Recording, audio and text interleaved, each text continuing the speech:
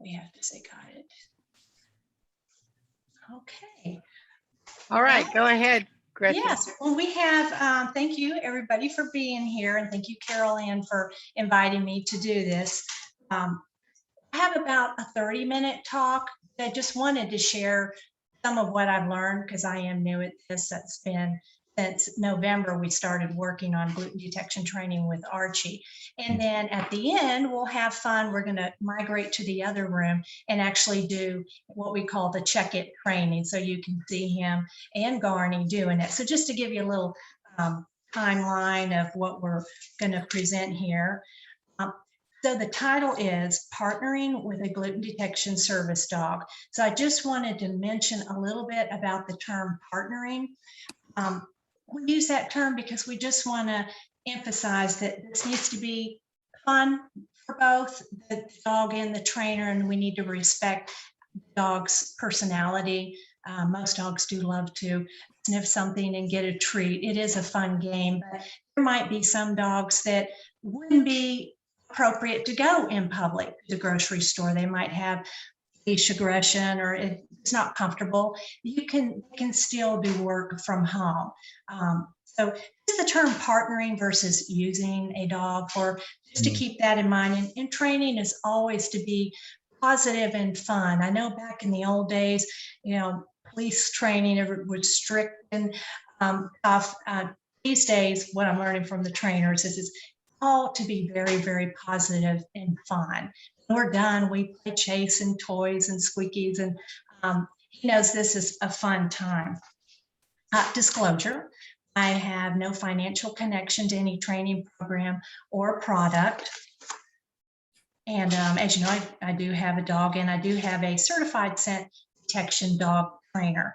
Just a little bit about my background. I'm an occupational therapist with a emphasis in health and wellness. I try to find classes whenever I can on this subject of service dogs, therapy dogs, emotional support animals. I've always been interested in this subject.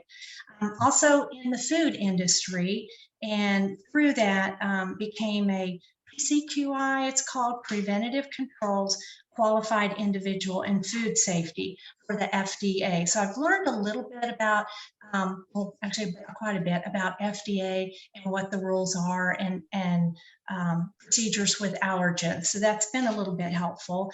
Also certified raw chef, have a certificate in plant-based nutrition from eCornell, and I'm a certified Tennessee food handler. So, but what I am not is a dog trainer. I have never been good at it. All my dogs would jump and they wouldn't heel. They're all so loved. I never had well-behaved dogs. So I just want to throw that out there that if I can do this, I am certain anyone else can do it. I do not have a background in dog training. So I'm excited to introduce you to Archie. Well, here's the little guy. He was a rescue, and I always say we rescued each other for sure, but he was at a kill shelter in Mississippi, and this wonderful pit bull rescue group out of Chicago went down to pick up some pit bulls that were at risk and fell in love with Archie, as anybody would, and picked him up and brought him back. And my daughter happened to be friends with foster family that had him up in Chicago, and she called and said, "Mom, you've got to come meet this dog. He's so sweet." And our other dog had passed away back in November. We drove up, and yet we came back with him, and he had a lot of problems. He had giardia, developmental delays, legs are kind of weak, one eye deviates laterally. He's not perfect, but he is sweet, and he is good at his gluten detection work. He was not potty trained at 8 months of age when we got him. And here he is later, healthier. He did get potty trained. I wasn't sure that was ever going to happen, but we got him March 1st, 2020. So as you know, that was the start of the worst of it with COVID. And it was worked out great. I was home more, and it was fun. And we had our weekly dog training, and it helped get us both through COVID, to be honest. So here he is doing this thing, believe it or not. He will sit at the computer. That's Zoom. We're waiting for Hannah, our trainer with smart senses, to get on Zoom and all his little check it things laid out. And he will sit there for a whole hour. I never thought that could be possible. But if the treats are good enough, they're happy to hang in there.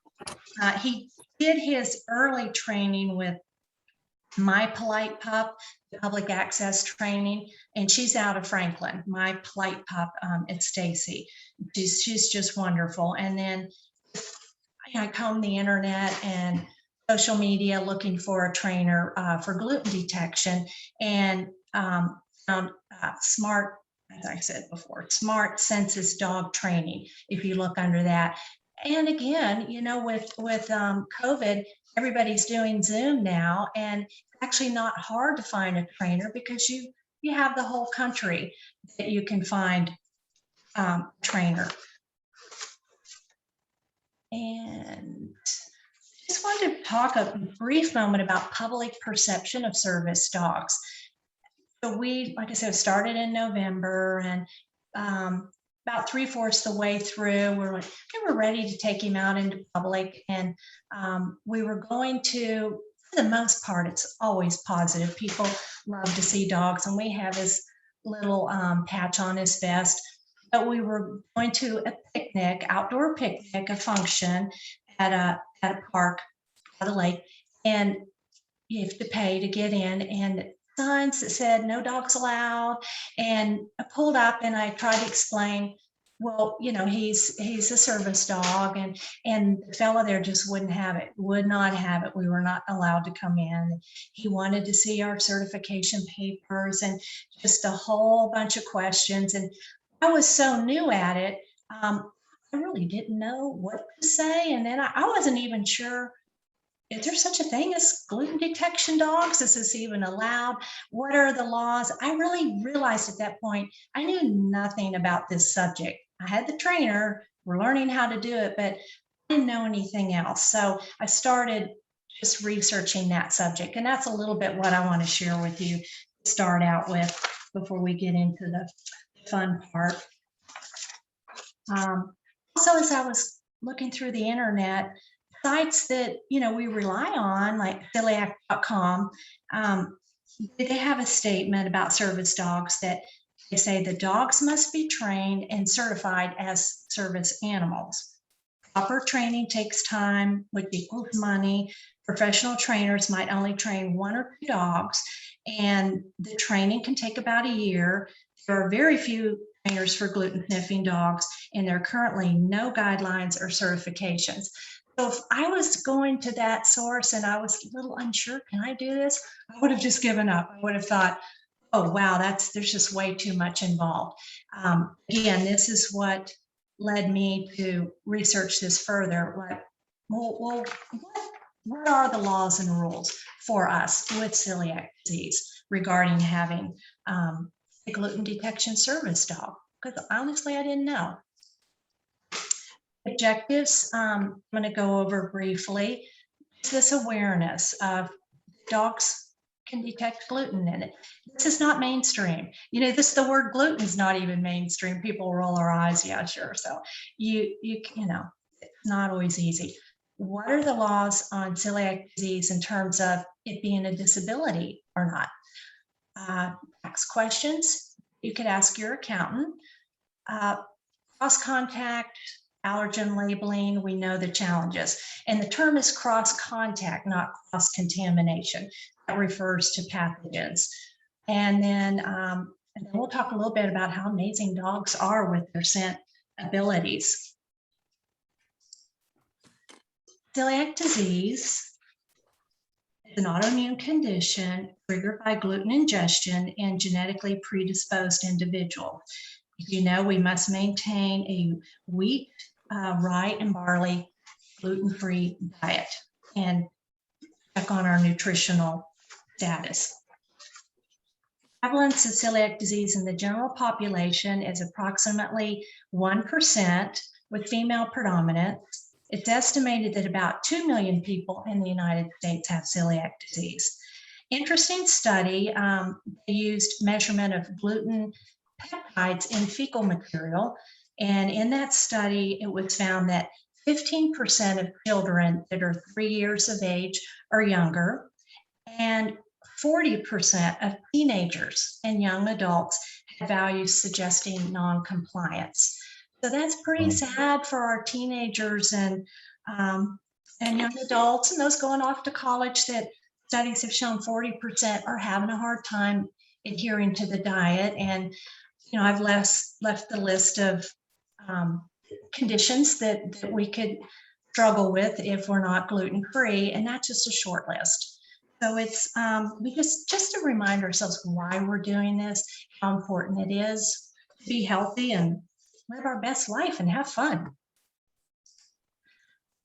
A little quick background on service dogs. Where and when did this all start? What I could find, the first formal program was a guide, like a seeing eye dog program in Germany after World War I with veterans that were blind. There happened to be an American living there at the time that was inspired by the program and brought that information back to the United States. We got our first guide dog school in the United States in 1929 in Nashville, Tennessee. It was called the Seeing Eye, and it was established by Morris Frank.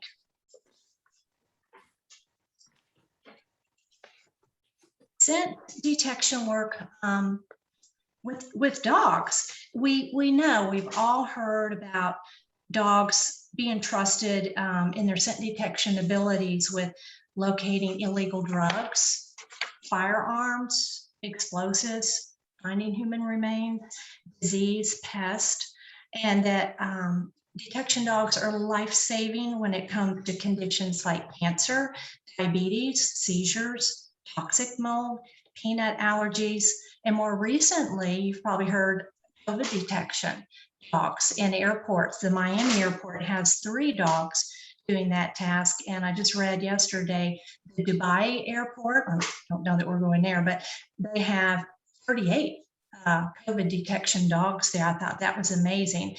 And the British journal called Communications Biology did some research with the dogs in Dubai and published it that they are 98.2% accurate in detecting COVID somebody. And apparently it's just the sweat. It's what they're, because I wondered, how do you deal with a bad virus? But it's perspiration and sweat on something that they train the dogs with, and they can just smell it on somebody walking past them in the airport. So it's just amazing what they can do. And who was the first gluten detection dog? When did this all start that we know of? And his name was Elias, and it was in 2009. Owner's name was Holly Dennis. She had a severe case of celiac disease. She was struggling. And she had a friend and was working in some capacity with her friend through a program called Canine Specialty Training and Independence. That program's still out there. The owner of that program, her name is Susan Bass. She was friends with Holly Dennis, the one with celiac disease. And she got the idea. She goes, I think we could probably train a dog to detect gluten for you. And so they had that idea. And they also worked with a trainer out of Slovenia named Maja Golub. And she was a retired police officer. And she had expertise in scent work with sniffing for narcotics. That was her expertise. So combined, they all worked together to train Elias. As far as we know, he was the first. Dog sense of smell I have up there. They're amazing. Oh, back up. Another study I thought was interesting in the military. Apparently, they've spent millions of dollars on trying to make devices to detect bombs. Millions of dollars, and a lot of time at the end of the day they scrapped it and they said nothing's better than a dog, let's just go back to the dogs. They always come out on top. 300 million olfactory receptors in their noses compared to about 6 million in humans. I didn't even know we had that many, but the part of the brain that analyzes scent is about 49 times greater than humans. I saw something that NEMA Sensor put out on their website that states that gluten sniffing dogs may detect gluten in amounts as small as 0.0025 parts per million with 95 to 98% accuracy. And my trainer, Hannah with Smart Senses, she said she has read that dogs can detect in parts per trillion. Talk about trace amount. Their abilities are amazing, which leads me to the FDA, which is what we have to protect us in terms of wheat, not barley and rice, we know, but they do have criteria for gluten. If a product has the label gluten-free on it, it must be less than 20 parts per million. What they say for the unavoidable presence of gluten in food carrying that label. So compare that to possibly parts per trillion, which also I just wanted to make the point that when a trained dog is sniffing for gluten, it's not, and if they find gluten in a product, it's not necessarily a gotcha moment. It is quite possibly that the product is compliant with the FDA rule, but it just can detect on such a trace level, possibly parts per trillion, that they will keep you much safer than 20 parts per million or less. So if that's something you need, you're struggling in some way, you could be potentially even safer. A little background on this less than 20 parts per million. It was set initially in August 2013, and again, that same level as the criteria in August 2020. Now, something else that the FDA did that has been helpful for us to some degree is the Food Safety Modernization Act. They call it FSMA, was signed into law in 2011. They've got, FDA does audits and inspections every year at facilities, and I have a food manufacturing business and know about this. I'm dedicated gluten-free, but if a facility has products in one part of the factory that would have wheat, flour floating in the air, and then there's a gluten-free part of the factory somewhere else, we will check to see that the airflow in the vents is not flowing in the wrong direction. And staff that's working in one part of the factory would have to scrub up, change their headpiece and coverings on their shoes, go work in the gluten-free section of the factory. So we have had a lot of help in this area compared to years ago. But again, barley and rye, they're not one of the top allergens, so we still need some help. I took a course through Willow Service Dogs, LLC. She has a lot on the internet, Willow Service Dogs. Her name is Dawn Chu, Scheu, and she specializes in gluten detection training. And I took one of her classes, I think it was dog training. Anyhow, she shared some studies that 43% of food on shared equipment was found to test over 20 parts per million. Shared equipment, obviously not a good idea. Study in 2015 concluded that 19.6% of food that claimed to be gluten-free was not. Again, that was 2015. Hopefully it's gotten better, but and it could be that it was just not completely, was more compliant than what the FDA required.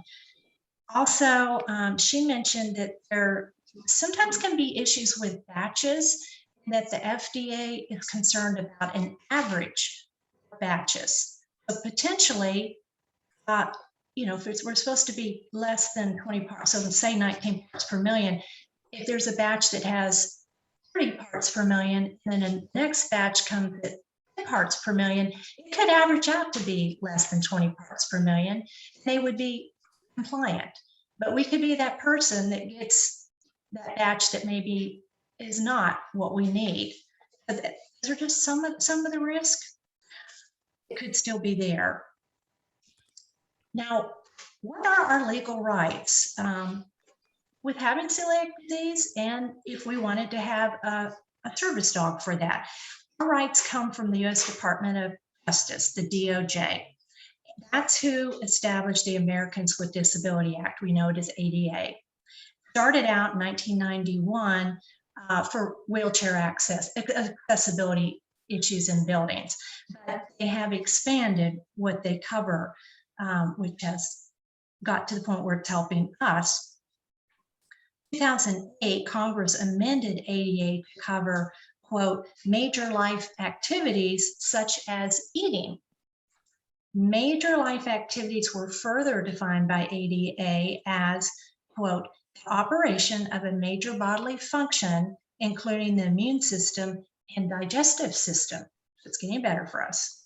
Then in 2013, the DOJ ruled that celiac disease and other serious food allergies and sensitivities can be considered disabilities under ADA. So that's where we got our legal rights to be considered a disability, which brings with it the ability to have a service dog. ADA defines service animals as, quote, dogs that are individually trained to do work or perform tasks for people with disabilities. The work or task a dog has been trained to provide must be directly related to the person's disability. It makes sense. The U.S. federal law allows service dogs, including, it says right there, including gluten sniffing dogs, to go anywhere the general public is allowed to go, including restaurants, movie theaters, stores, hotels, and most schools. So there you go. We are allowed to do this. Also, I listed there ada.gov. That's a great site to go to. They have a whole section about service dogs and what the laws are. So I just picked a few of the most common questions and answers. These are things that I didn't know. First question, it's contradicted what Celiac.com said. So first question is, does the ADA require service animals to be professionally trained? Answer, no. People with disabilities have the right to train the dog themselves and are not required to use a professional service dog training program. That's not my opinion, and I'm not telling you what you should or shouldn't do.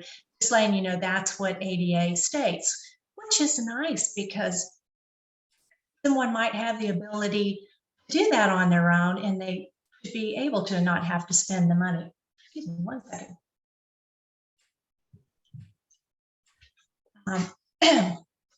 That did contradict what was on Celiac.com, and it's sad that could deter somebody from giving it a try. Now, what are people allowed to ask you when you're in public with your dog? This is what I didn't know, which I wished I knew when I had that little challenge at the picnic situation. They can ask, is the dog a service animal required because of a disability? You say yes, they can ask you that. 2, what work or task has the dog been trained to perform? I don't know, you could say allergen detection or gluten. I kind of like to say gluten detection because that's an opportunity to educate. But if you're in a situation where it's just easier to say allergen detection, they know what that means. Staff is not allowed to request any documentation for the dog, require that the dog demonstrate its task, or inquire about the nature of the person's disability. That's what ADA law says. So if you get in a situation when you're really being grilled, you've got ADA to back you up there. Another question, does the dog service animal need to wear a vest or patch or special harness identifying them as a service animal? ADA says, no, you don't have to. You do not need to wear a vest, ID tag, or special harness, but we do, and it does make it easier. Why not? But if somebody didn't have the money to buy that, no one's excluded, no matter what someone's income level is. The ADA wants to make sure this could work for you. And again, ADA, they require service animals to be certified as a service animal. ADA says no. Covered entities may not require documentation, such as proof that the animal has been certified, trained, or licensed as a service animal for condition of entry. I didn't know that, but I just thought that might be helpful. Also, my trainer told me, Hannah, the rules vary slightly state to state, since we have some out-of-state folks with us, so you could check with your local state. She said that Tennessee's pretty friendly. You're allowed to take dogs in training in public. I mean, that's helpful and that's nice. If somebody was having a problem with accessibility issues and just, couldn't get through it, listed up their International Association of Assistant Dog Partners. That is a nonprofit legal department that helps people, represents people with service dogs. So there's kind of the list of where you could get help if you were having a challenge. Just to mention quickly about tax benefits potentially, but you would need to ask your accountant, which I'm not, but I did read. The IRS states in publication 502 that among the tax deduction you can take for a service dog include the cost of buying, training, and maintaining the animal. You can also deduct expenses for food, grooming, and veterinary care. I thought that was interesting. But then I read from Tax Act, they said basically it boils down to it depends on your income level. If you're in a certain income bracket, you might not be able to itemize deductions like that. And if that's the case, another option would be use of an HSA or an FSA, health savings account or flexible spending account, that that could help with your, just use that pay.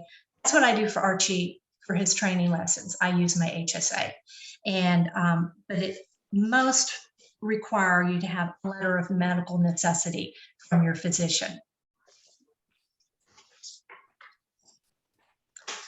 There's our little gluten detection family.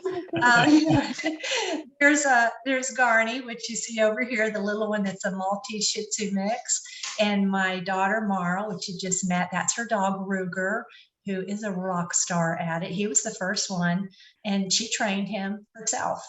And there are places where you can get information online. I'll go into that in a minute. Percent of population estimated to have celiac disease. Read somewhere that 53% of Americans own at least one dog. So if potentially 2 million people in this country have celiac disease, granted, most of them probably don't know it, but half of them probably have a dog. And if this is something that could help them, that would be great. It's not for everybody. And with that thought, if having a dog for this is not part of your life, which I totally understand, it's still helpful to follow people on social media, YouTube, Instagram, Facebook.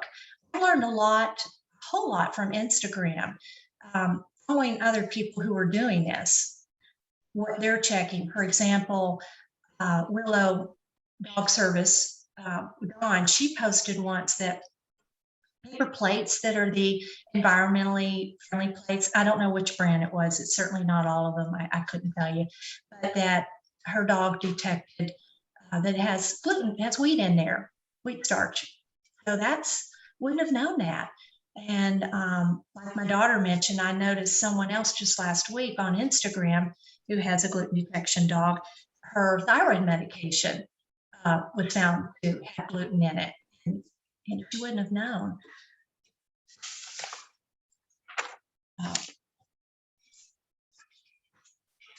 Let's see. I just feel like if we can trust dogs with bombs on planes and battlefields and diseases, this hopefully will become more mainstream. I think it's just so reasonable to expect that you could do it. And it would be great because what feedback you get is, well, there's no research on this. And that's true. So I'm hoping to, I'm not a researcher, but just approach physicians, GI doctors about this if anybody's interested in doing research. And we could see those who have a gluten detection dog, do their labs improve over the course of a year or two, their bone density, their whatever markers are checked every year. I just think that would be so helpful. Now, before we go in the other room to do some ticket training, hopefully, I just wanted to share just a few ways, like how has he really helped me. One example, he's found a lot of gluten in my life. But, one, I had this seasoning that I love more than anything in the world. I used it every day for almost a year. I put it on everything. I loved it. And it wasn't certified gluten-free, but it said gluten-free on the package. So I was just like it was gluten-free. Every evening, I'd be laying there on the sofa with my joints in pain and swelling and sick to my stomach. And I was getting back to my old sick self. And my husband, who's a physician, he said, "You're getting gluten from somewhere. We've got to figure this out." And at this point, Archie was pretty far along in the training. And I was just trying to think everything I ate, have him check it. And reluctantly, I had him check my favorite seasoning, and he indicated with a paw that, yes, there's gluten in there. And I didn't believe him. I thought it must be a mistake. So I got on when I had my next Zoom training with the trainer. I said, this is gluten-free. I don't know why. I think he's messing up. I don't know why he keeps saying yes to this. And she said, she's a good detective. She says, well, it could be something in the packaging, sometimes some adhesive label or something. Just let's take it out of the container, put it in a clean glass jar, not had anything in it. We did that. He checked it again. He's like, yes, there's gluten in there. And she turned to me and she said, you need to learn to trust your dog, and you're never having that seasoning again. I was like, oh, okay. And that was the first real aha moment I had, is that I would have continued to use that seasoning. There was nothing in my life that could have helped me figure that out. I don't know. You don't just eat one thing. You have multiple. I had cross contact on something else, whatever. That's when I really felt like I can't live without him. He really, I don't have a single evening where I have those symptoms. I feel good now, and I'm so grateful for it. The other way he's helped me is to, I would have my certain things I would only eat, but now I'm not careless, but for example, we were at the farmer's market and there were these wonderful vegan mushroom nut meatball things that said they were gluten-free. In the past, I never would have tried something like that.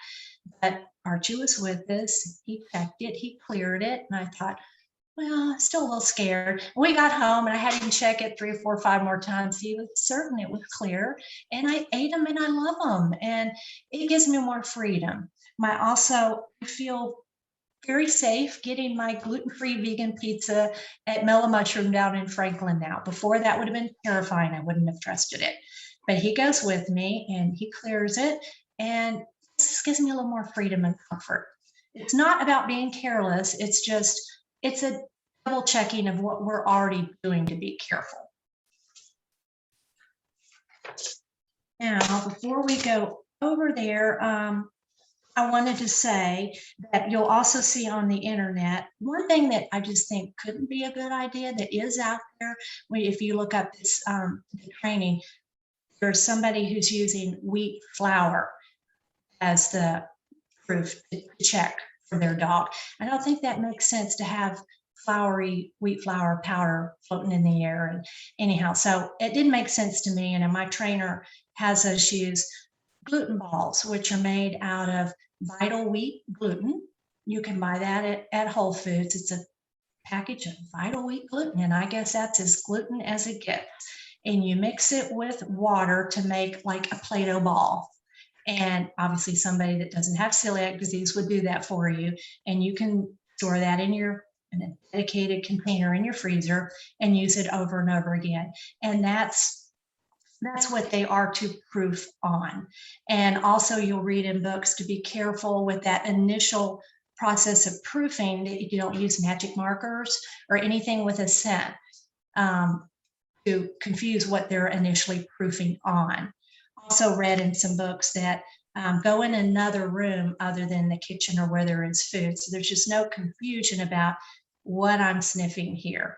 I mean, now we're in the kitchen because he's far enough along, but initially we started out upstairs in a room. One more disclosure statement before we go to the other room is that I'm not a dog trainer, and I can't help you to train your dog to detect gluten. I'm not qualified to do that. There are qualifications, and I don't want to mislead anybody. I'm not here to help you train your dog, but I'm here to be a support and a cheerleader and encourage you. So we will migrate to the kitchen, and I'll get all his little food items down, and hopefully all will go well with that. So I'll see you in 1 second.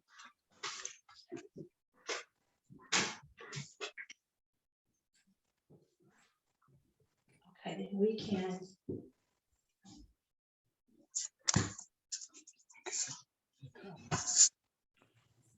Carol Ann, you're muted if you're trying to talk to us.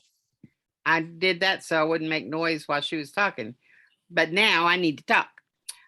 We have a few minutes while she's setting up to make comments or ask questions that we want to make sure we ask Gretchen when she gets back with the dog, but she's going to demonstrate what the training looks like and how she tests things with Archie, and then she can answer questions. But anybody have a comment or question at this point? Yes, Christine. Yeah, you're still muted, Christine. Unmute. Hey, sorry. There you go. Technically challenged for a moment. I'd like to know what she thinks, what if there's a type of dog that or how to identify a dog that would have the possibility of becoming a good service dog, or is she just talking about anybody? Or is there qualities that a dog needs to have to? They evidently already have their noses Yeah. and all of those wonderful, Yeah, right. those wonderful sensory glands in their nose and in their brain to process all that. So Yeah, I guess it just means any dog then. Well, I think that's a fair question in that maybe the dog's temperament and ability to function in crowds. Right. If we were going to seek out a dog, we don't have a dog now, but if we were going to seek out one to do this for us, yeah, what would she recommend we look for is what I would like to know. Yes, as I'm setting up, I heard your question. I had that same question. Too. There's a lot of different answers. There's one book I read said, don't discount any dog. I never thought little Maltese Shih Tzu mix could do it, but she's doing quite well. I read that it has to do with the length of the nose. There's more receptors in the nose. I mean, certainly you see like that article about the COVID detection dogs at the airport in Dubai. I saw that they had a border collie, Cocker Spaniel, a German Shepherd, lab. There might have been another one. Those are the ones you first think of. And beagles. Beagles are real good at scent. Yeah, there's probably more. Ruger, my daughter's dog, is a Sheltie mix. He's really good, and beagle. He's part beagle and part Sheltie. That's right. He's very, very good at it. It's hard to say. I felt like Border Collie was kind of safe, and we've had 2 Border Collie mixes before I knew anything about gluten detection. It depends on their temperament. Now, there's programs, if money's no object, there's programs that will train a dog for you, and you'll be guaranteed that your dog is comfortable at an airport and comfortable at a restaurant, all these settings. So that's the safest way to go. But we ended up with Archie, who was a rescue. So, but at least I knew he was sweet. There's no mean tendency. He's a little skittish, like don't think I'd be taking him on an airplane. I'm positive, actually. He wouldn't get past the baggage claim, and all the beeps and sounds would just set him off. He would be scared. Like, he's always sweet and kind, but he's a little fearful. So, he'll go to boarding when we travel, but he goes to restaurants, in the grocery store, and most for me, what happens is in the home. Was that dental floss? Marl had some dental floss. We checked that. Shockingly, it had gluten in it with some natural, with some kind of all natural fluffy thing. It was different. So I don't know that, that you can't rule out any dog. And if you already have a dog, you could certainly give it a go. It just depends, what your needs are. I was hoping my next dog would be a little non-shedding, cute little, poodles. Poodles they're really, really good at it. I was initially thinking of some kind of poodle mix that wouldn't shed, maybe a poodle lab mix. I would think, I don't know, I'm not an expert on that, but I was having those same questions. Let's see. Now, key to this is the high fashion fanny pack. And the clicker, it's all about the clicker and the treats. and we need the dogs to come over. This is not their normal time. I usually do it when it's breakfast time or dinner time, and they might be a little hungry, a little more eager. Let's see. Oh, see, Garney's always the first one. Okay, now you're not seeing me, are you? Oh. And there's Archie, they're both coming. He's on a diet and he might just scarf up all the food. We have to watch him. That's the other problem with gluten-free food and the dogs. It tends to be kind of starchy. We have to give them gluten-free food. A lot of potatoes and things like that, they can gain weight. And then all this training, all the treats. So he's on a strict diet right now and he's not been happy about that. No. You can see all the stuff here. Oh, well, that's okay, because we've got to see, this is what we do with him. Yeah. Now, Hannah has taught us that sometimes they can be lazy and just go on vigil versus sniffing, so you've got to try to trick them. Why don't you share your screen again, Gretchen, so that we see just a big picture of you? Oh, yeah, okay. Share screen right there? No. No. The view. Well, if I just select view speaker on my laptop, I get a full screen of her. Oh, well, everybody could do that too, but If we do that, then yeah, okay, that works. That works. That's you. If you go up to the top where it says view, you can Waiting. just view the speaker and then you can see a big picture of her. Once I start talking, okay, I got you. Okay, well, let's see. Okay. Can Now everybody we can see you, yes. If Okay. everybody puts you on speaker view, then we can see you very well. All right. So here's a little trick, and I have to look, and sometimes I'm the one that's messing up. That's a rock that looks the same as the gluten ball in here. So that's just an example of what we're trying to do here. Granny, let's come over here. Who wants to play check it? Oh my goodness, who wants to play check it? All right, let's start with, let's see. Okay, we got Garney. Yep. Okay, so he does a paw for, he does do a paw for yes, there's gluten. Are you ready, Garney? And he'll do watch me if it's all clear. And with your dog, you do whatever they've already learned to do. Some people do a circle, some do everybody has their own. Archie, let's check it. You see it? Thank you. Can we check it? Yes. That's a good shake. Garney, do you want to do it? Check it. Here, come over here. Check it. Shake. She does the best shake. So there is a little gluten ball in plastic inside this container. That's how you hide it. And let's do the same thing here. Check it. Oh, good boy. Watch me. That one's empty. Check it. No. She's like, and I'm just eager to play. Give me the check it. Oh, good girl, watch me. And Hannah taught us just do it again if it's not a go. Check it. Yes. That's an empty chocolate container. And now, same thing. Check it. Good boy, shake.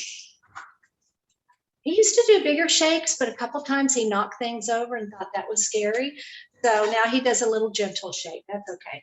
You did? You're ready to play. I can see that. Check it. That's a big shake. Thank you. That's real pasta with real gluten. Here. And actually, I guess I'll just do it. I'm talking too much. It's better. Archie, come here. Here's your treat. If I do the click right when he does the right thing, that's kind of the whole idea. Hmm. Use it. Check it.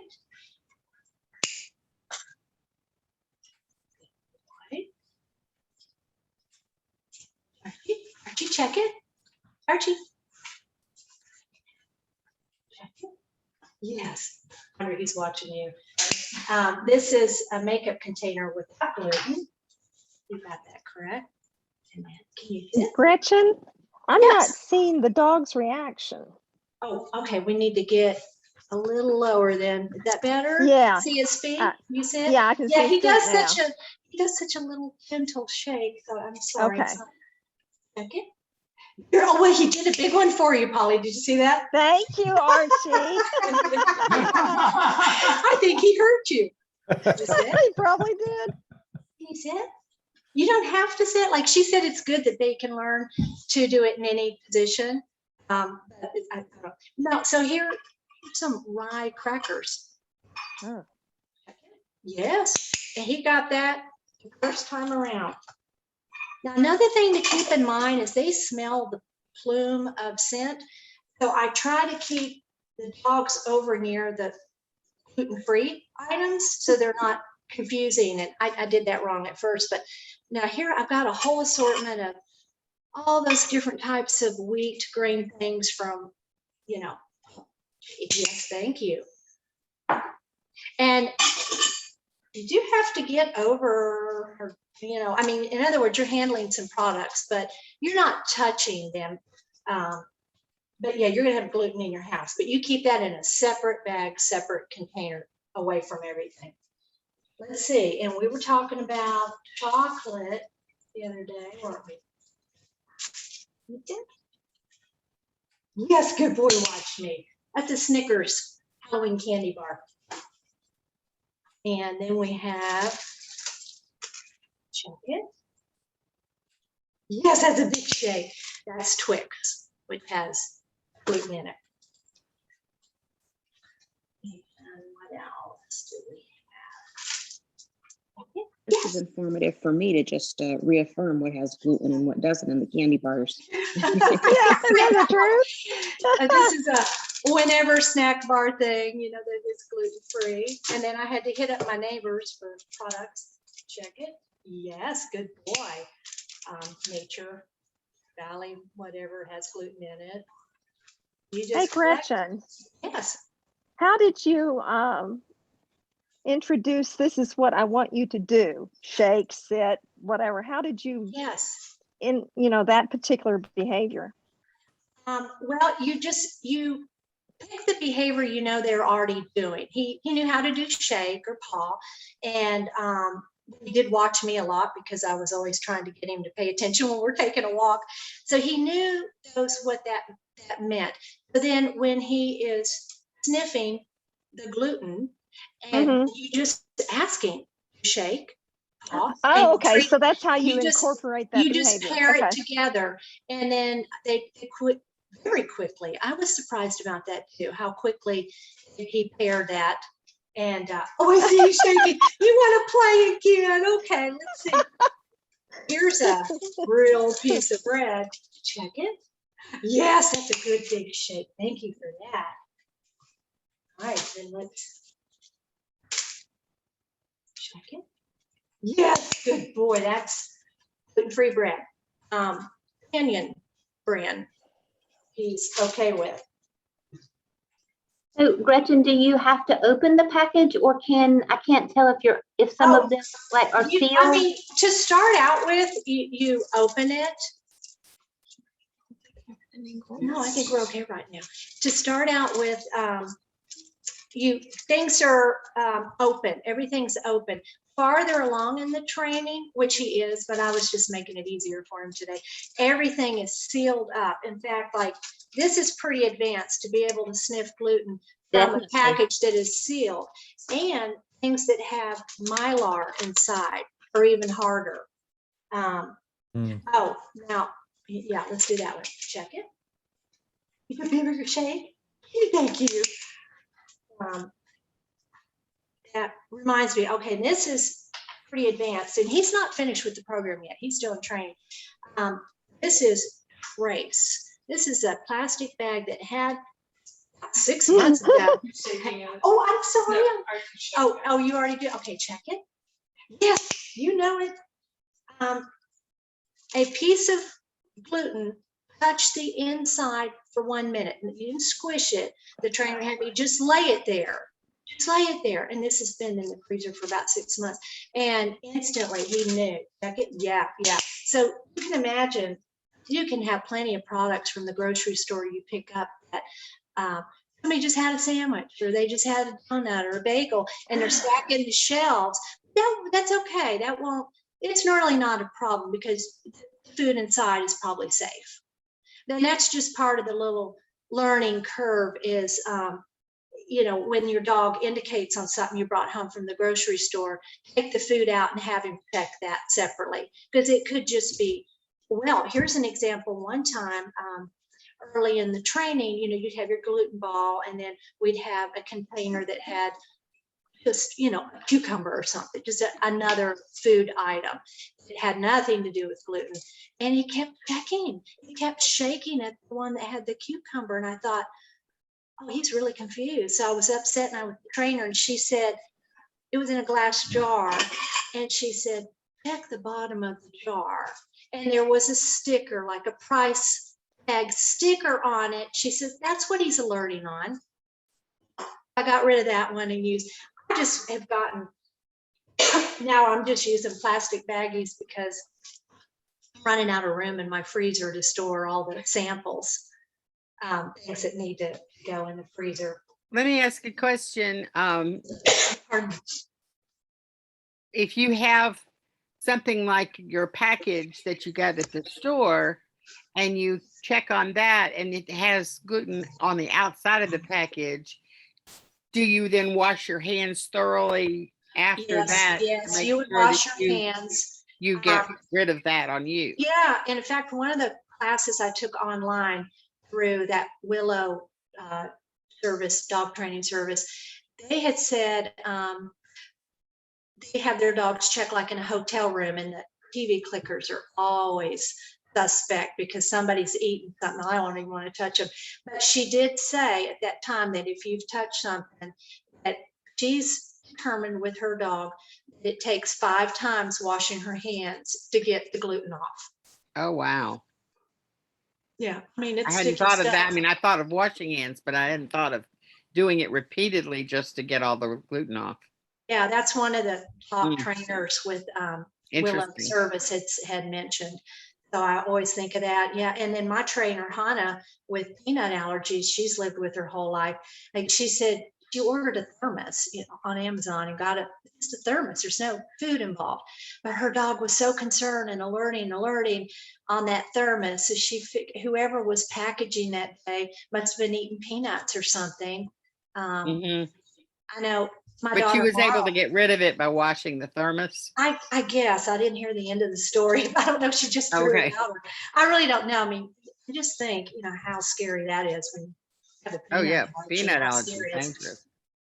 She's a great trainer because she's really life or death lived with this a long time.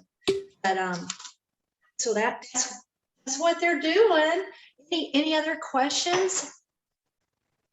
Gretchen, You were giving a lot of details when you were talking about the willow and all those other, but you, in the midst of that, you also kind of slipped through different things. Can you make a list of these things and share it?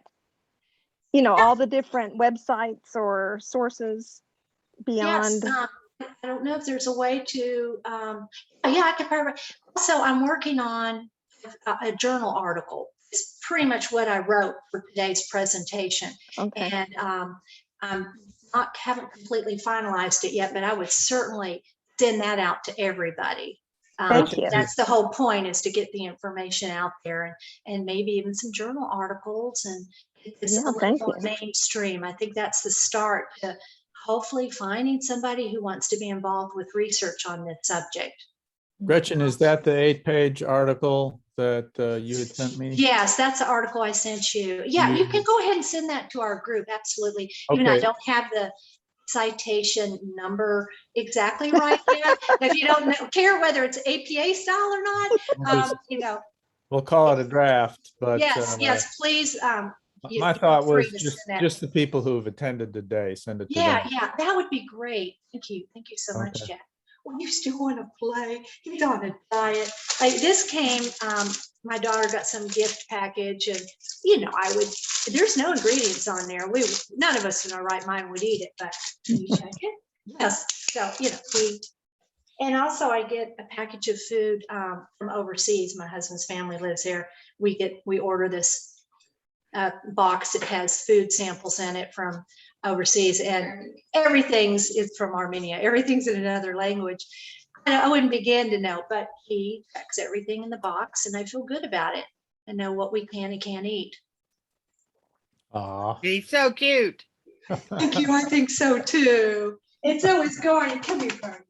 She's the most excited. She just loves My it. daughter has a dog that looks just like the little one. I mean, identical. So What kind? Is she Maltese well, Shih Tzu mix we or don't know. something? I always thought he was a Shorkie, or you know, Shih Tzu Yorkie mix. But when you get one, not necessarily, they were rescue dogs. Yeah. So yeah. You don't always know. She's great. She's far enough along now. Grit, she's not been here for all this training, but when my daughter's visiting, she works remotely and is here a good bit. Our trainer is so kind, she allows Garnie to join in, and she's amazed by her. And Andre is also gluten-free, and her boyfriend's not. And so they'll go out to eat, and Garnie will check that his hamburger bun has gluten, and she'll know that hers is a big item. So she's not to the point of detecting some things that are sealed. But her other dog is part dachshund. Aren't dachshunds trained to be sniffers? I would think so. They have a longer nose. Mm-hmm. So kind of going on the question of what dog, one of the first things the trainer for Archie was to get him just to sniff, practice deep sniffs. Mm-hmm. And so we would hide treats throughout the house. And that was the first thing to kind of tell if the dog is food motivated. And that's kind of an indicator that your dog could potentially be a candidate for detecting gluten. Thank you. Yeah. Thank so you. start That's as simple as that. advice. Yep. That's a good point, Marl. That is so true. And Hannah with Smart Senses, she does an initial assessment of the dog on Zoom, and it sets up activities like that to let you know if she feels your dog would be successful at it. That's kind of worth doing on its own. Yeah. That's good advice. For a whole week, I'd come home from work and have just empty jars and just have him sniffing empty glass jars and give him a treat. And then my dad was visiting and made me a gluten wheat Play-Doh ball. And then I do a whole week of just that. And his natural reaction was very similar. I think he taught Archie the paw. And so for a whole week, I'd give him, paw for gluten, and then just look at me for all clear. And so, play around with the dog's nose, make him get excited for sniffing. Yeah, and you're right, Ma, that using the clicker at the precise moment you see them sniff with their nose. And that reminds me of another thing that's a problem, is if they're panting and out of breath, they have a hard time doing it, or if it's too hot. That's where we're like, let's not play chase in the backyard before the presentation, because he'd be still panting and need to have their mouth closed and sniff with their nose. Now you're rewarding him whether it has gluten or not. He Yes. gets rewarded Good regardless. point. Very, very good point. And you do have to do that and be equally excited, so that, you know, I know you want to play. I know you do. Check it. He's so cute. Good boy. Good boy. Well, on training days on Zoom with the trainer, I add a little real chicken in there. And Oh it helps, yeah. but we can't eat like that every day. So honestly, he needs to lose weight. Training is usually his meal. His Okay. scoop of food, of his diet food, goes in the bag, and that's his training, poor thing. Okay, cool. Yeah. Can't afford to have anything else. Now, we're getting there. We're about halfway there. But I had to have his food put up because, like I said, he's on a diet. He would eat that bread. He already did yesterday. He took a big I chunk saw out it. of it. Yeah, that was him. That's hilarious. Any more Well, this is questions? good knowledge. Thanks, Gretchen. Oh, my pleasure. And I'd be happy to talk with anybody anytime to encourage or whatever I could do. There's you. 2 other people in Nashville that one lady has a gluten detection dog. I don't know her and I don't know her name, but I've just heard there is. And then Leanne, it's part of our group, is having a dog trained, creating new Oh. tails. It's called Creating New Tails. It's a company Okay. in Florida that will train a dog for you. And she travels. She needs to know that the dog will be trained on the airplane and every setting. So if you really need something at that level, and can raise, you know, have the money, that's, excuse me, a great option. Gretchen, is that Leanne Love? It's- Okay. Yeah, I'm not sure when she's getting her dog, but she's already on Instagram with her dog. I need to do that. My daughter's going to help me while she's here. He'll be Archie Gluten Detective on Instagram. That's the goal. We're working on that. And then I'll share Cool. training and products that we find that has gluten. Like I've learned that we love lentils, and a lot of lentil bags can have grain in there, you know, and I had ordered one online. I didn't read it, and sure enough, he found gluten in it. And nuts, you know how many nuts you try to buy at the store that'll say, like at Publix, processed in a facility that has wheat, dairy, and blah blah blah. And so it's a lot. It's a lot of food that you wouldn't even think to look for, but he's helpful with that. I haven't. So what did you say his Instagram is, Archie? The Well, what? it's not. It has not happened yet. This will Okay. will encourage me to make it happen. But Archie Gluten Detective. Okay. Mhm. Yeah, is that what we were going to do? I think that we can confirm You know what would be- I've never done Instagram, so she's going to have to help me. My daughters. would be That's my hope, interesting. because I've got a lot of videos of training and beer. Jack and I were talking about that. So we don't even drink, but we bought assortment of things to try, and because I was curious, like, can they really do that? But he knew that beer had gluten in it, real beer, some German brand. And then I had a cider. He was all clear with that.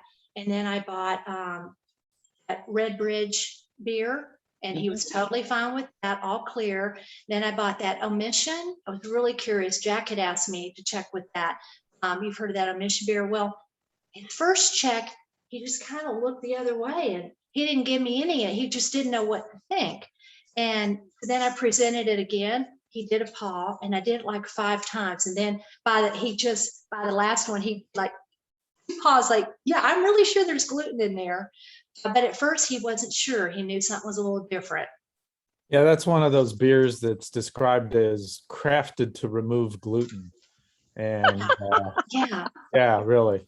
I know. I mean, none of us would ever drink it or try it. I would think we'd be more careful. Well, But I was I just tried- curious. I tried one of those once and never again.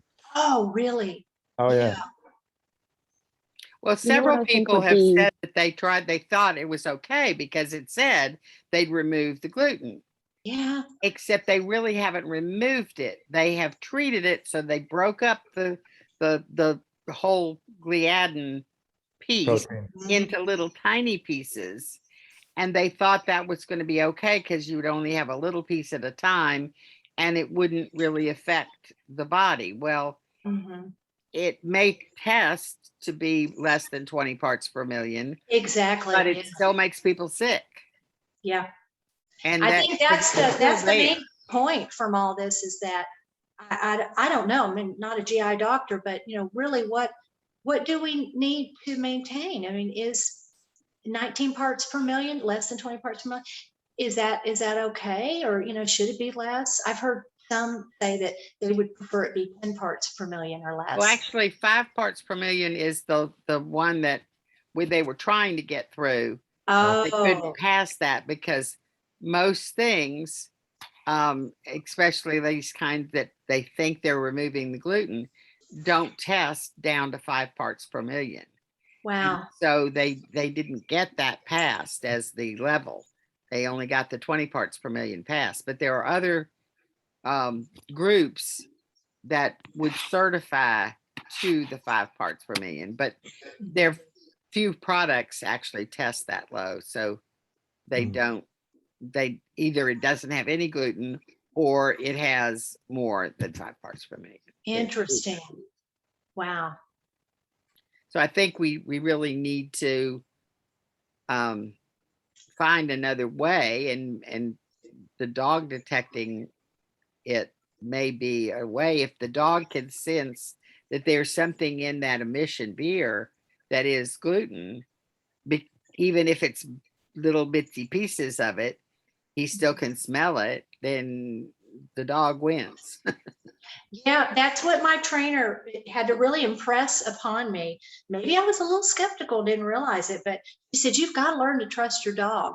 No, I didn't want to think that seasoning, Right. well, I couldn't eat it again. I thought he's just making a mistake, which gives me, you need to learn to trust him. And I do now. Mm-hmm. Well, what was the seasoning? You have to tell us now. Oh yeah. And I don't want to slander anybody because maybe it was compliant. Okay.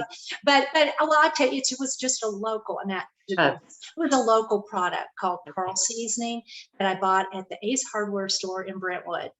See, it was the owner's relative that was selling it, and I was in there for something. They had a little barbecue section, and I bought this seasoning, and it said gluten free. I even called them to ask to be sure, and they said it was. So, and then of course I called them to say, I work in the food industry as well. I would love to help you with making this gluten free. It's just so good. I love it. And I didn't hear back, but I didn't want to be slander anybody. I wanted to try to be helpful. But anyhow, so I won't be having it anymore. Well, unfortunately, some people don't know what really makes things gluten free or not. Yeah. And so they could be manufacturing something like that they just mix up stuff. And they might mix up a spice inside the mixture of spices that comes from another place, like another manufacturer. Well, they may have put wheat in there to keep it separated. Here's another challenge. Here's another challenge at this time in one of the courses I took. They said that because of COVID and there's some supply chain problems in products, they are allowing people to substitute ingredients without changing their labels because it's hopefully a temporary. So you don't know if something, some grain they were using they couldn't get anymore, and they decided to use wheat, barley, or rye.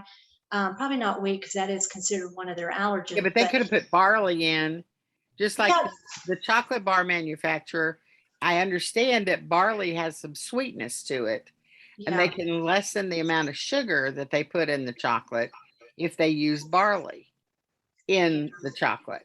Well, they didn't have to list. I mean, they listed barley. It was on there, but I didn't look for it.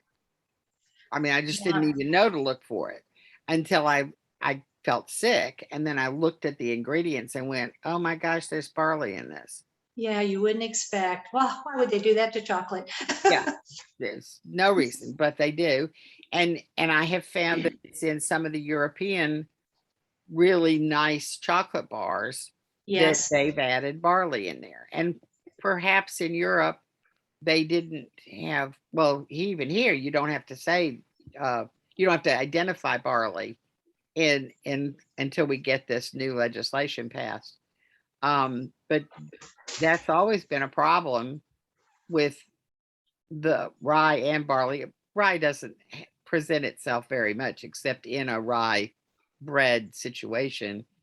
It's just not added as much, but then it can be, it could be at, just to add some flavor, they could add rye into a mixture of bread that was mostly wheat. But they I'm can, thinking of, I would like to try vinegars with him sometime. I thought of that the other day. I haven't tried that yet. Malt vinegar, there's some Ooh, the malt pickles and vinegar things that we definitely can should have. be considered glutened, Yeah, having gluten, but distilled liquors theoretically are all in the distillation process. The protein is eliminated from the grain, so that they shouldn't. But then somebody told me, like in Tennessee, Pritchard's makes a rum, and they make a peach rum. And I contacted them about the flavorings, and he said, well, we can't guarantee what's in the peach flavoring because we don't make it. We get the peach flavoring in from some other place, and they just add it into their rum. Well, that peach flavoring could have some gluten in it in some fashion, and they couldn't guarantee that the peach flavor was gluten-free. wow. And the So- peach would be added after they distilled it, more than likely. Correct. The Oh, yeah. flavor. But if the peach flavoring itself Mhm. had a wheat component to it, just to make it thicker or something like Mhm. that, they wouldn't think anything of doing that in the peach flavoring world. And the manufacturer of the alcohol wouldn't know that that's in there necessarily. And so they just said, we can't guarantee that because we don't manufacture the flavoring. We don't know what's in there. So Yeah. it could be okay, but that's why it might be helpful to have Archie or some other detection dog Yeah. check it out to see if those kinds of flavored liquors. And now there's some that they add cinnamon, and they are adding a lot of flavorings to clear vodka and the distilled liquor that wouldn't have gluten in it, but they're adding a lot of flavors now to all those liquors. So you don't know. That's why the dog would be exceptionally good. Yeah, know, it would and be there's just so great. many things. There's cosmetics, there's medication. But a friend was sick that has celiac disease, and I forget what kind of like Tylenol type brand she had, but we went over and she laid them on the front porch, and they were not gluten free. But what we buy are the Kroger Tylenol and ibuprofen or Advil type things, but they're the Kroger brand of it. And he's always done all clear on those. Mm. Pardon me, say it on the label. And Yeah, and they just say out it of, on the label too. Yeah. just out of curiosity, when you started to train Archie, did he try and eat all the food? Or like how, I know you said you aren't a trainer. I'm just curious Oh, how yeah. you got him to like not eat the food. Because I'm thinking of my dog, and if I put any food in front of him, it's gonna be like gone. Yeah, that's a good question because he's that way right now, that's for sure. But it's just all in the treats being really good. And I bought like actual chicken and cooked it and cut it up in there. So they're going to prefer that over whatever you're presenting. And then when you're presenting food, let's say on your plate, you kind of hold your hand like this. They can smell it, but can't get their nose on it. And they quickly learn that they're not supposed to eat food you're presenting, and they're excited about the treat they're about to get. Yeah, that's a good question. We were at the farmer's market, and somebody had dropped a donut on the sidewalk, and I thought, yes, we could have him check the donut. So we stopped, and I said, check it. He ate that donut so fast. So so yeah, there you have your moments. It's not a perfect, situation, but when it's in he knows when we're really mean business with check it. We're at the table, we're doing the training, we're in a restaurant. He won't eat it. Good question. Did you say something about you have to feed the dog gluten-free food? Yeah. There's been studies like kind of like really, really sad, like some people that are farmers that have celiac disease and they're feeding their farm animals products that might have wheat in it and it's going up in the air and they're finding that they're getting sick from the food for the animal. So yeah, it's advised to feed your. Now, with that said, I also, and I talked to my vet about what I should do because we want them to be nourished. I give him the Super 6 grains to supplement. He's got grain-free, gluten-free dog food, diet food now. But when I cook quinoa or millet or teff or buckwheat, there's other sorghum, Super 6 grains that we need to be healthy or will be deficient in B vitamins. I give him some of that with his food as well. Interesting. Yeah. Yeah, the gluten-free dog food is not because it's a gluten detection dog. It's because we have to keep our house as Your gluten-free. house as gluten-free. Mm-hmm. Yeah. Well, same for Ruger. He's been having some liver issues, and I had to change his food, and I've added some extra supplements because the gluten-free, grain-free food was too starchy, and it was missing some key essential vitamins. So going back and double checking with your vet. When you start going very strict gluten-free, you have to be aware of other things like, our dogs and what we're feeding them. Well, it was interesting that I had a cat with a skin problem and I was having to take him to the vet every few months and get steroid injections. And A, they were expensive, and B, I didn't think that was really pretty good for a cat. And so I started thinking, well, if there's a skin problem, maybe it's like celiac. And so I changed the cat to a gluten-free diet, and he didn't have any more skin problems after that. I never had to take him for any more steroid shots after that. His skin problem completely cleared up on the Blue Mountain food. So it's interesting that cats can do that too. All right. Any other questions that you have? I see Lina had a kind of a question or comment in the chat. Did you want to unmute Lina and ask that? No, I just thought what a great service it would be if they had something where a gluten detection dog could come to your home and go through your pantry, items that you have that they probably find things that had gluten in them that you didn't even realize, like we said, it says gluten-free and you investigate it, and almost like a great thing, especially for people who were just starting out, finding out that they need to be gluten-free. Yeah, that's a good idea. And also I would just offer to the group, I know some of you are out of state, but if you have something that you're not sure about, I'll give you my address. You can just, text me and put it in a bag on my porch and we'll include that in our training session. And like I said, I went to somebody's house who was sick. She says, she was really sick, and she goes, I just can't take the wrong pain reliever here. I can't be any sicker than I already am. So I drove over and had him check things. But yeah, it time wise and all that might be kind of hard, but anybody's welcome anytime to give me a bag full of buy your medicines or anything. I'd be happy to those have spices on your shelf. Spices are an issue. Mm-hmm. I needed to clean out my spice rack anyhow, but when we felt we could trust him and we went through the spice rack, I would say maybe 10% of them had gluten in it. Wow. Yeah. When I was diagnosed and I'm going through my kitchen, and I'm going through all of the spices and look at them, and most of them seem to be okay, but there was one, if I remember right, it was lemon pepper. And it specifically, that one did state on the label, contained sweet. Oh. So even with your spices, you've got to read labels. Yes. Yes, and you get to be my age and you need your readers, and always try to remember to have them on at the grocery store.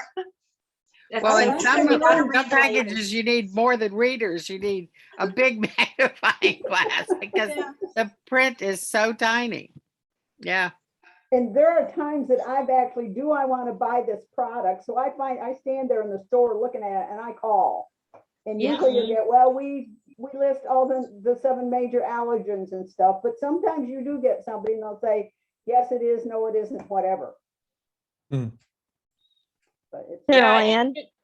you do lose a little bit of money. I bought gluten-free cupcakes. I used to buy it all the time from Harris Teeter, and I brought it home and Ruger immediately started sniffing it out, and I was like, no, not the cupcakes. And I opened it and he's like, yep, there's gluten. I was so mad. I'm like, that Oh, was like wow. $7-8. So I brought it to my coworkers and they enjoyed it. But it's, you get to a point where it's gluten-free food's expensive. And then on top of that, if it's not in compliance, you're like, oh, okay, you can just donate it or bring it to someone who can have gluten. Well, yeah, but it is very frustrating to have something clearly marked gluten-free that isn't gluten-free. Correct. Yeah, that is frustrating. And So, but I'm glad that you really checked needs it. to be reported. Although you're right, it could be that it's less than 20%, 20 parts. or per 20 parts per 20 million, parts rather. per million. It's still less than 20 parts per million, but there's gluten in it, and the dog can detect it. That's a possibility too. That legally they're considered gluten-free, but not that you want to eat the stuff. Honestly, I would say that's more likely the case because I know about FDA inspections and audits, and they're very thorough. Your allergen control, you have to write a whole dissertation on how you control things, and they watch it. I would think nowadays most people are seriously, compliant with that. They really do check. It could, I think most likely it's that dogs detecting better than Dogs detect. yeah. It's amazing. Carol Ann? Yes. I just wanted to mention, especially to the individual that just recently got diagnosed, this online shopping from Kroger, not having to go up and down the aisles. Let's say I want Italian salad dressing. I can read the labels on everything. I click Online, on, you mean? you can look at the label of every single thing you're buying. I had not realized that. Yeah. And that's how I can make a decision for something I wouldn't normally buy, as I can read the labels. Well, I had a friend from church who was buying from me when I was first back from the hospital and couldn't go to the store. And that person knew I needed gluten-free, but picked the wrong package innumerable times because they just couldn't keep in their mind what to say. Even though I had it written out, Nature's Bakery, gluten-free fig bars. Yes. There's a Nature's Bakery glutened fig bar sitting right next to it. And she brought me that. And she took them home and she said, oh, these are good. I'll just keep them myself. But, it's not easy for a shopper. I don't know, to try to find the right things on the shelf. Right. So the last 2 weeks they just haven't check had it any out. of them. So, Yeah. they Check could the go labels. easily and but see, they could grab the one that says Nature's Bakery fig bar. Oh yeah. Because the gluten-free one's not on the shelf right now for whatever reason. Yeah. It's missing. So they just see the one and they'll grab it. But yeah, it's complicated to get people to shop for you, I think. Yeah. I know. I see Cheryl had a question about checking fresh produce. Is that something you've done, Gretchen? Yes, because in fact, I've seen that again, like from watching people's Instagram and social media.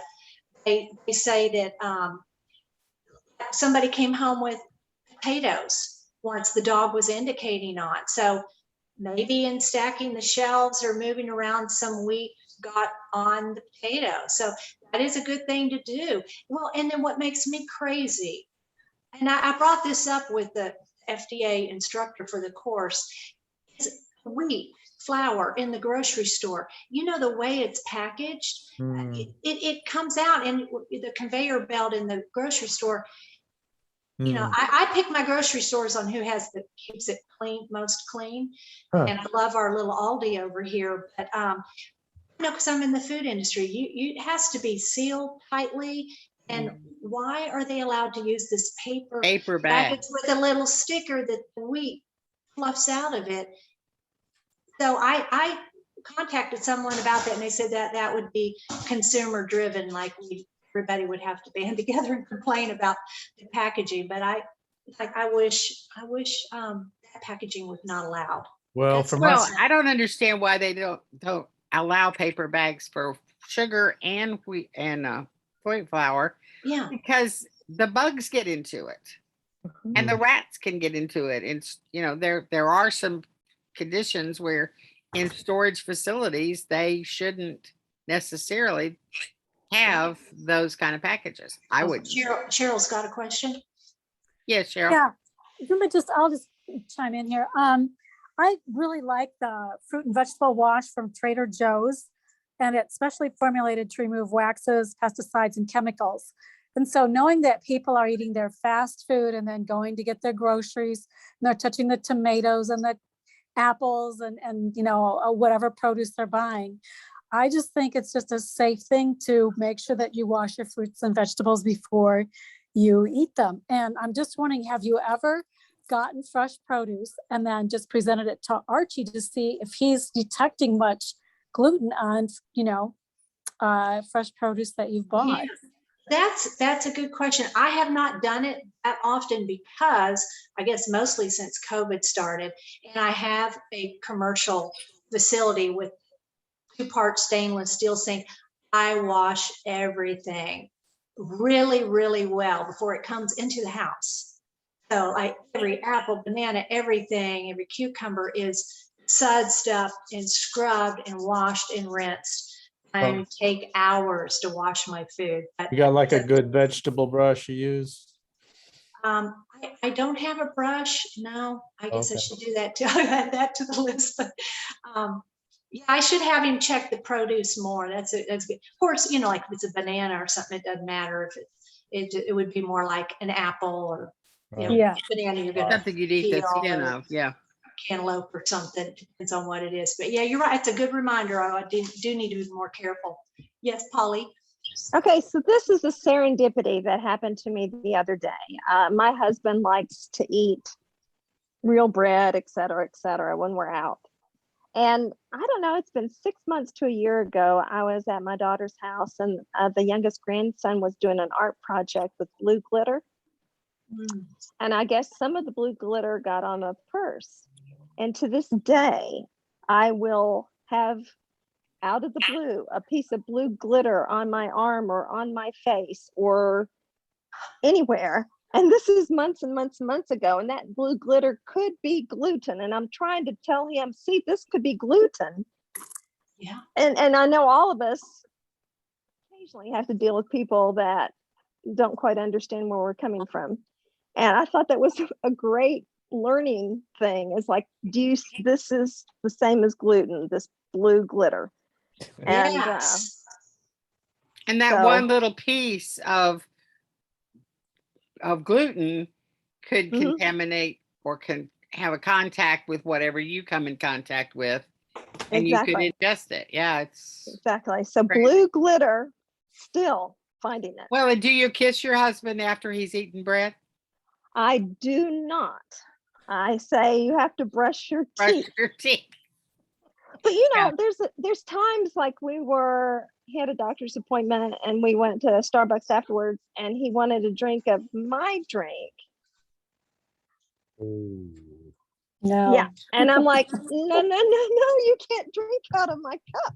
You know? You're sitting there having a cheese Danish, you know? Mhm. So yeah, it's really hard to get that across to people.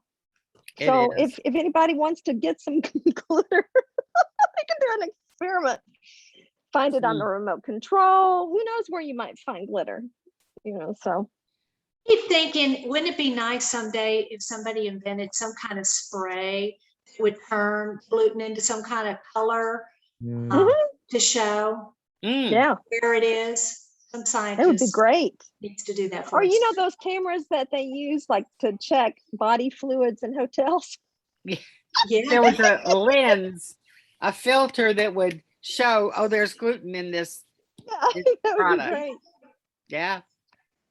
Well, right now we have gluten detection dogs, and that's been fun, and to learn more about that. If anybody has any more questions, otherwise, there are in the newsletter, we do have the information about the celiac caucus that they're trying to form in Congress, as well as the labeling act that they're trying to get, so that they would actually label things like the barley and the rye in addition to wheat. So look at those and contact your congressman if you so desire to implore them to pass these things. Probably what I should do, Carol Ann, I should Yeah. send our newsletter to our out-of-state guests today, since they That'd would be a not great have idea. gotten that. And It's they'll have the, already on the website, I believe, but yeah, go ahead and send it to them so they Yeah. have it. Sure. let me do that, and that'll have the information Carol Ann's talking about. Yeah. Because I think that's important information to use and to do, to write your congressman and ask them to support these things. Anybody else have any more questions? Jack? Well, I was just thinking, our Texas guest, Sue. Sue, did we exchange emails, or did you just join this? I think, Jack, you should have my email, and I'm happy I can, because you sent me the Zoom link through email, so I think I you did have send it. too. Okay, that's fine. Because yeah, that would be great, because right now, the Dallas area, I haven't been able to find an active celiac group. So I've been crashing on the Massachusetts celiac calls once a month. So it would also be great if I could get on your distribution list. Well, I mean, we do maintain a subset of our mailing list that's for what we call friends of the group, people who aren't necessarily members, but we will copy on material. So Caroline, if that makes sense to you, I can add her to I think that. that's fine. Okay.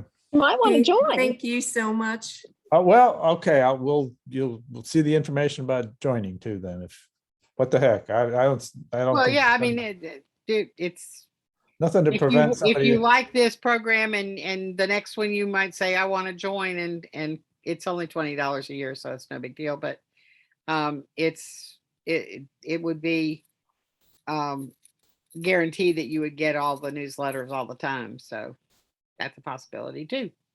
But right now we can definitely send you the newsletter and work on getting that done. Anybody have any other questions?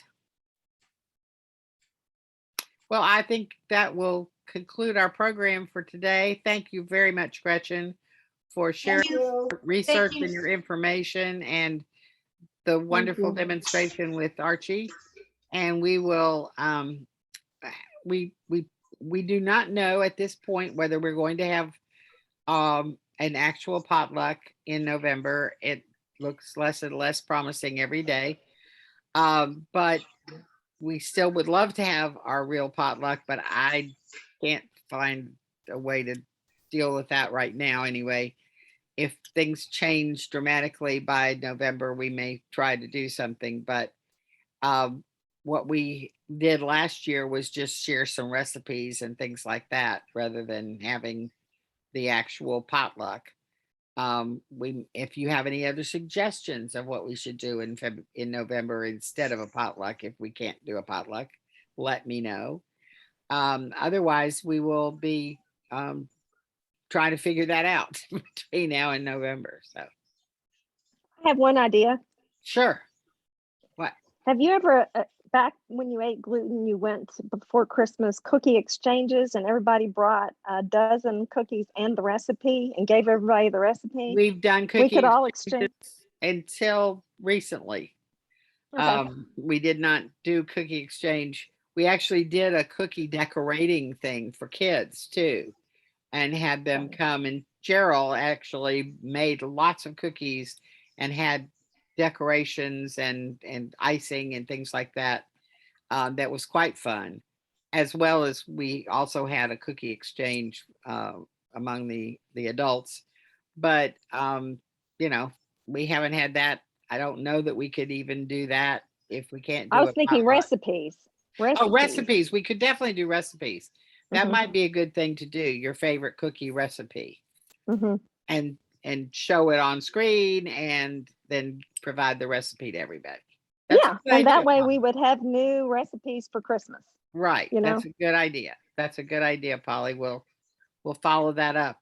I'd rather meet in person than I'd rather have our potluck, but Yeah. if we feel that we can't do that, and right now I'm not feeling comfortable doing that yet, we'll see about doing a cookie recipe exchange. That sounds good. Good idea. Thanks everybody for coming. Good to meet you, Sue.